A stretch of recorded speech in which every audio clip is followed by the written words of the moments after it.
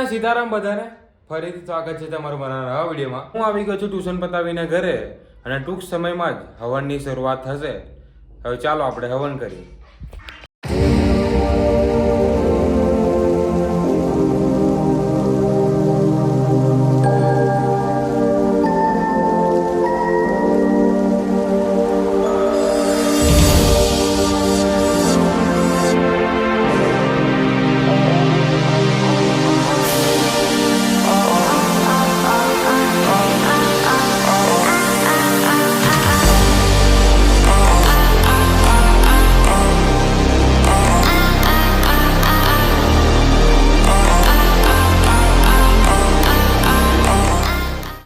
આઠમનું આજે મારા ઘરે હવન હતું, જે તમે જોઈ રહ્યા છો પૂરું થઈ ગયું છે. આ પાછળથી જોઈ રહ્યા છો એ મા આશાપુરાનો ફોટો છે. હવે જ્યાં સુધી તમે હવન ના કરો ત્યાં સુધી આ નવરાત્રિ અધૂરી છે.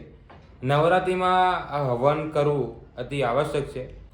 NBRI એટલે કે નેશનલ બોટાનિકલ રિસર્ચ ઇન્સ્ટિટ્યૂટ દ્વારા એવું કહેવામાં આવે છે કે જ્યારે પણ હવન દરમિયાન લાકડાઓ અને અન્ય સામગ્રીઓ સળગે છે ત્યારે તમારા ઘરમાં રહેલ નાના નાના જીવાણુ જે આપણને હાનિકારક અને નુકસાનકારક હોય છે તેનો નષ્ટ કરે છે અને તેની સાથે આપણા મનને શાંતિ પણ આપે છે. તો આ હવન અવશ્ય આઠમના દિવસે કાં તો અન્ય દિવસોમાં જરૂરથી કરવું જોઈએ. આપણે હાલ જઈ રહ્યા છીએ અત્યારે શિવને લેવા માટે. હાલો જઈએ.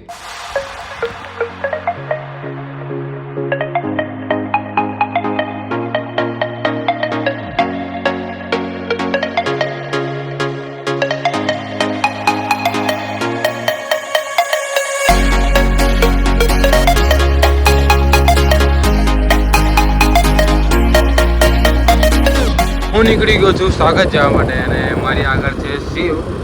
એ આજે ઘરે આવ્યો છે ફરીથી. હવે જોઈએ એની મસ્તી કેવી છે.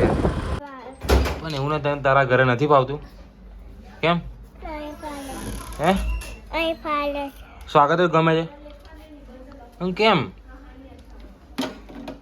હે તું અહીં કેમ આવ્યો? તમે ચોકલેટ કાપો છો. તમે એટલે?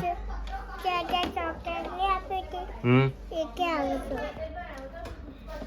કાલે મારા જોડે આવીશ? હા આવીશ ને? અત્યારે કઈ જઉં છું? નીચે નીચે? શા માટે? મમ્મા કઈ જઉં છું? મમ્મા મમ્મા જઉં છું. આરામ લેજા. અને આઠમના હવનમાં ખૂબ જ મજા આવી ગઈ છે. જો તમને આ વિડીયો ગમ્યો હોય તો લાઈક, શેર અને સબસ્ક્રાઈબ કરી દેજો. મળીએ એક નવા વિડીયોની સાથે. ત્યાં સુધી બાય બાય. કેવું લાગે? મજા આવી? મજા આવી?